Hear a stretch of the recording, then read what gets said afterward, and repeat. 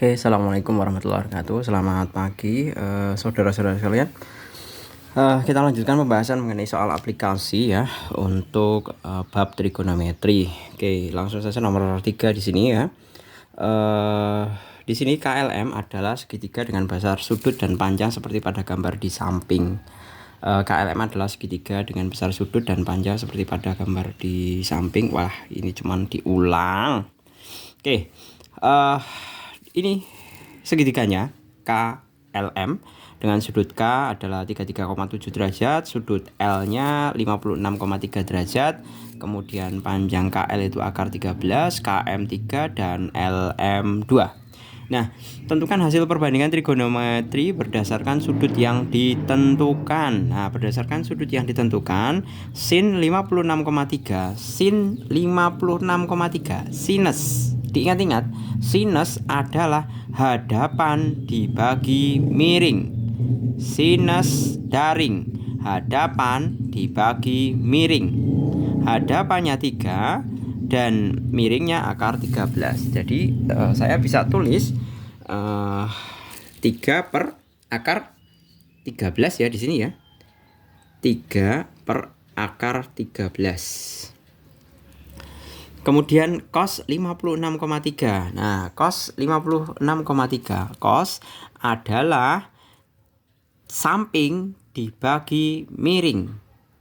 Cos piring. Kalau saya mengingatnya cos itu piring. Cos samping dibagi miring. Berarti 2 per akar 13. Saya tulis 2 per akar 13.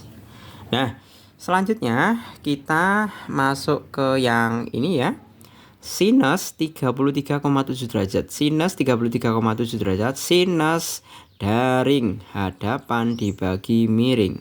2 per akar 13.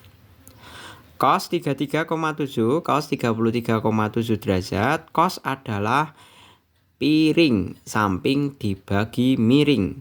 3 per akar 13.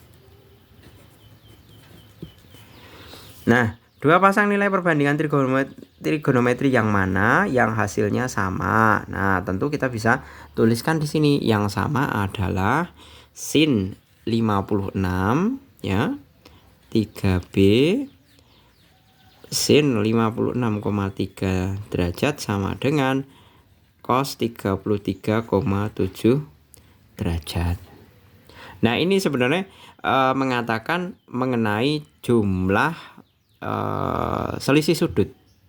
Atau kita bisa juga tuliskan ini ya, sinus 56,3 derajat itu kan kita bisa nulis sebagai sinus 90 derajat dikurangi 56,3 derajat sama dengan cos 33,7 derajat.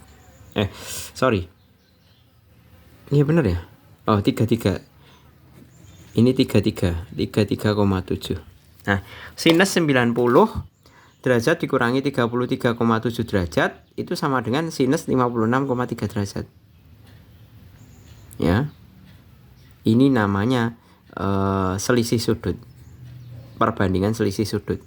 Jadi sinus 56 derajat kalau nilai cosnya yang sama adalah dilihat dari 90 kurangi 33 derajat. Seperti itu. Oke. Gitu ya. Ini yang pertama yang sinnya. Kemudian cosnya cos 56,3 derajat itu sama saja dengan sin 33 derajat. 7 derajat. Nah, sama-sama 2 per akar 3. Nah, ini juga bisa ditulis dalam bentuk selisih sudut. Jadi cos sama dengan cos 90 derajat dikurangi 33,7 derajat sama dengan sin 33,7 derajat. Nah, ini merupakan selisih sudut ya.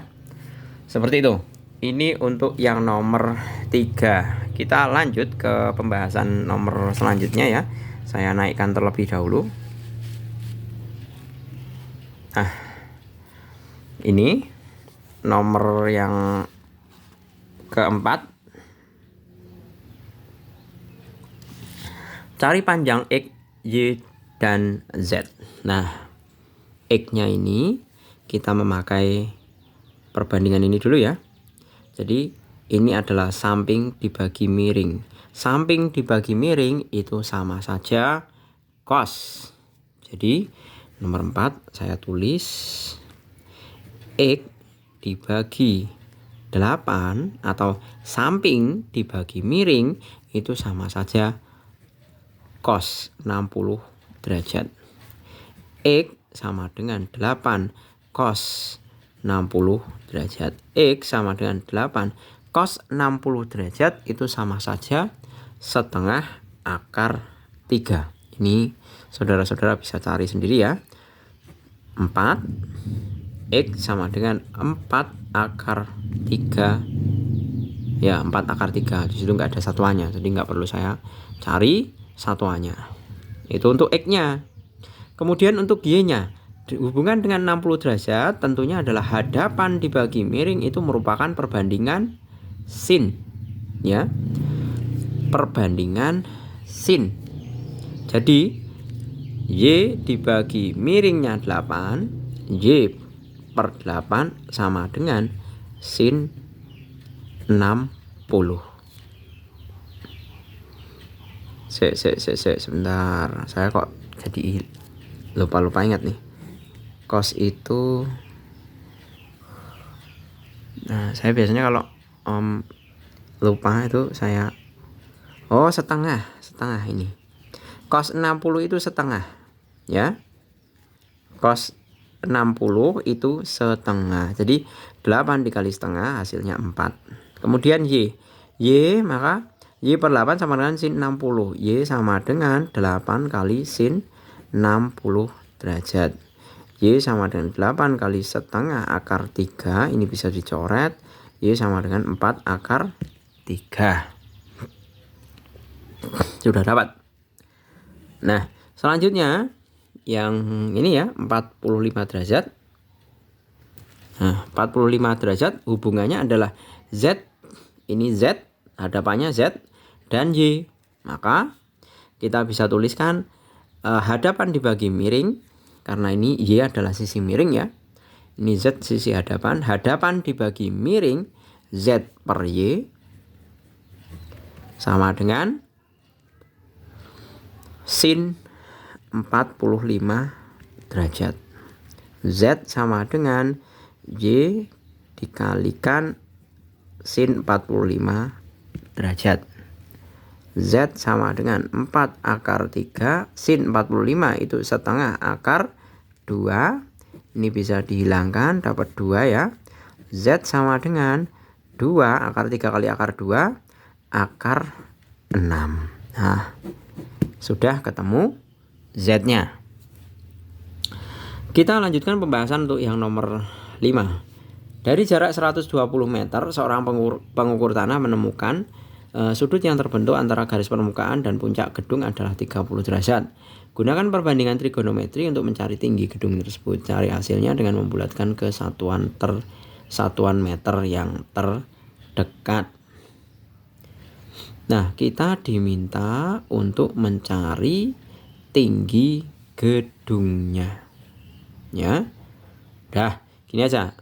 Biar mudah, di sini ada variabel Z, ada variabel Y, kita hitung semuanya. Ya. Kita memakai yang apa dulu? Kita cari Z-nya, ada Z-nya saja. Ini 30 derajat sudutnya. Ini adalah samping, ini adalah miring. Jadi samping dibagi miring ya. Samping dibagi miring ya, bener ya. Samping dibagi miring berarti 120 dibagi Z sama dengan cos 30 derajat. Z sama dengan tukar tempat, 120 dibagi cos 30 derajat. 120 cos 30 derajat adalah setengah akar 3. Nah, Z sama dengan, ini dikalikan 2 ya, berarti 240 per akar 3. Dikalikan sekawannya, akar 3 per akar 3 sama dengan 240 per 240 akar 3 per akar 9. Akar 9 itu 3. Nah, kita bisa peroleh 80 akar 3. Nah, dapat ya? 80 akar 3 cm juga boleh. Oh, meter satuannya. Nah, kita tinggal cari nilai Y-nya ini. Nah, nilai Y-nya, kalau kita mau memakai perbandingan trigonometri, nilai Y, ini ada Y ya. Jadi tinggi gedung ini itu kan sama dengan di ujung ini juga, atau Y.